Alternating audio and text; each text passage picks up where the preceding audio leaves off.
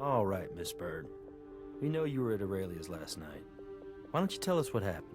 I already told you. I worked late at Pleasure City, and then I went straight home. But somehow your DNA took a detour to the Cupid suite? Strange. Perhaps you'd care to try again. Once more. With feeling? Geez, all right, I was there. I just didn't want the hassle from you guys, but... whatever. Look, I'm not supposed to dance for customers outside the club. It's a strict policy. My boss will fire me when he finds out.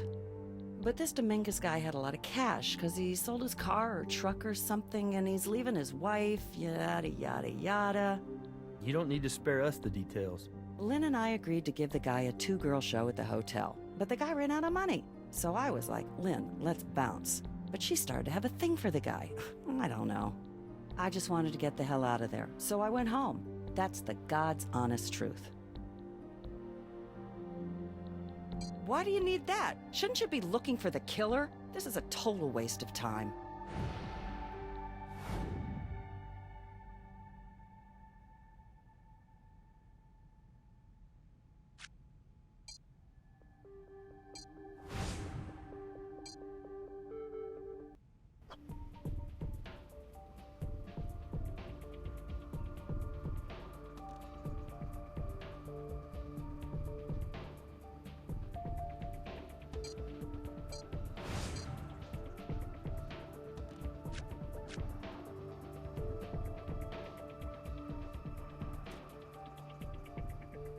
Hello there, I don't believe we've met. I'm Dr. Raymond Langston. Working on some fingerprints there, Doc?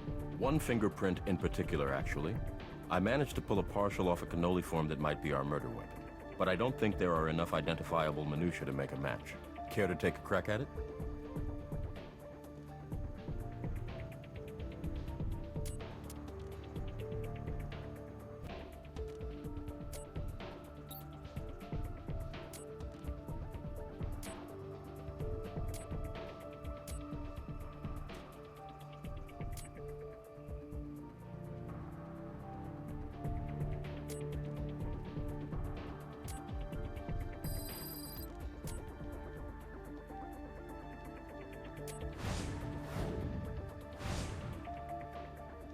You did it. Thank you.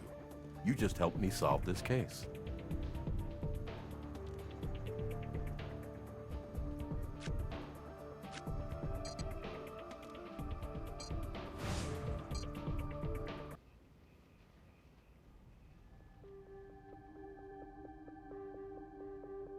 Lynn was still with that guy when I took off. I left before he slashed her.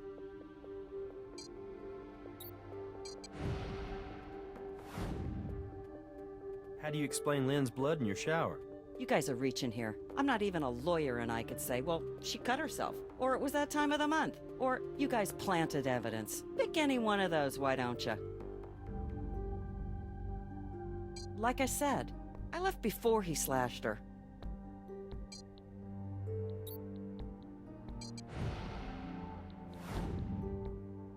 How do you explain the glass shard in your room? Look, I'm not the only one who comes to my apartment, all right? Anybody could have dragged a piece of glass in. I didn't put it there. All right, cut the attitude. You've done nothing but lie to us from word one. So I think the district attorney is going to want to throw in a couple of obstruction charges on top of first-degree murder. You're at the hotel, and you cleaned Lynn's blood off you when you got home. You thought if you just washed it down the drain, no one would know the difference. You probably didn't realize you still had a piece of the murder weapon on your clothes. Well, welcome to the wonderful world of forensic science, lady. I really hope you enjoy the rest of your life in prison. Wait! I was there when Lynn was killed, but I swear to God it wasn't me. It was Charlie. Charlie killed her. And he said he'd kill me too if I told anyone. Okay, so we're partying. But then this Dominguez guy, like I told you, he totally runs out of cash. And I'm like, party's over, dude. And, you know, I say, Lynn, let's get out of here. But dude's not taking last call for an answer, and he starts getting rough, you know? And we get into it. Then Charlie comes running in, and he hits the guy in the head with a damn ashtray. Totally knocks him out. Now, I know Charlie because I've been to the suites a few times before, but maybe he was high or something, because he started yelling at me and Lynn. He wanted all our cash and drugs and booze, and I mean, he even tried to take our purses. Let me guess. Lynn didn't want to give up her purse. That's right. I gave up mine, but Lynn wouldn't. Charlie went crazy. He picked up a chunk from that broken ashtray and he... Oh my God! I loved Lynn. She was my friend. She didn't deserve that. So when you called the police... Oh, wait, that's right. You didn't call the police. Charlie said he'd kill me if I went to the cops. He said I'd get it worse than Lynn, and then he told me he'd cover for both of us. He'd just make it look like the Dominguez guy did it. Here, my cell phone. He left me a voicemail. Listen to it yourself if you don't believe me.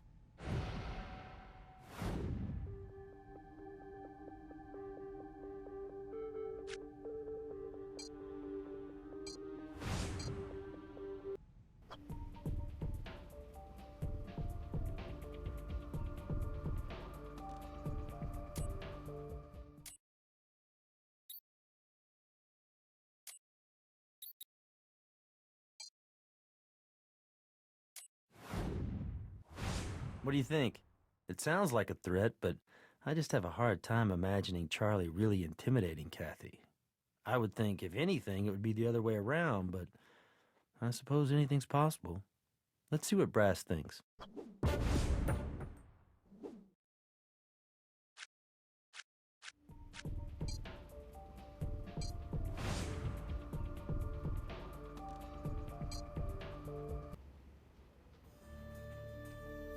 Hey. Do you have enough evidence?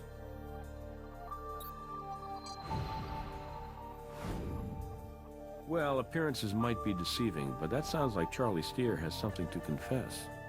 I'll see what I can do. Mr. Steer, we heard the message you left on Cathy Bird's cell phone. You gotta be kidding. She played it for you, didn't she? Damn it! Well, if it's any consolation, our threat seemed a little more convincing than yours. What did she tell you?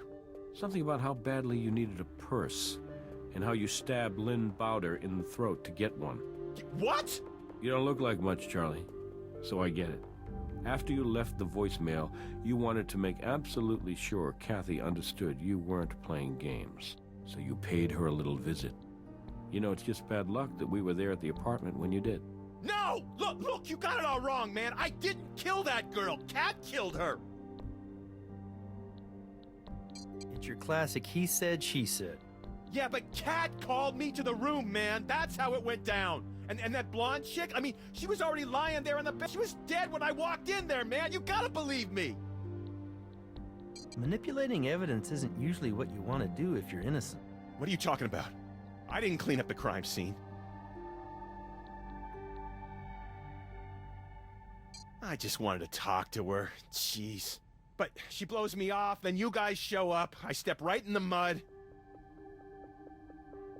My what? You know, your limos, your kicks. Isn't that what the kids are calling them these days? Hand them over, Charlie.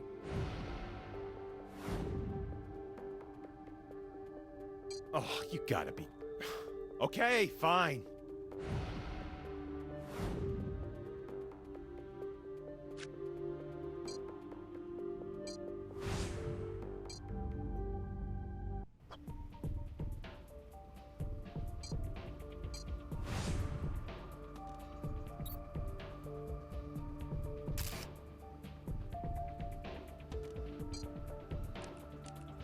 Charlie was pretty twitchy.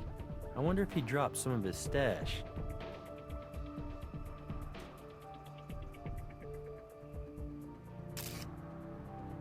I think you just found the missing piece to this puzzle. Nice work.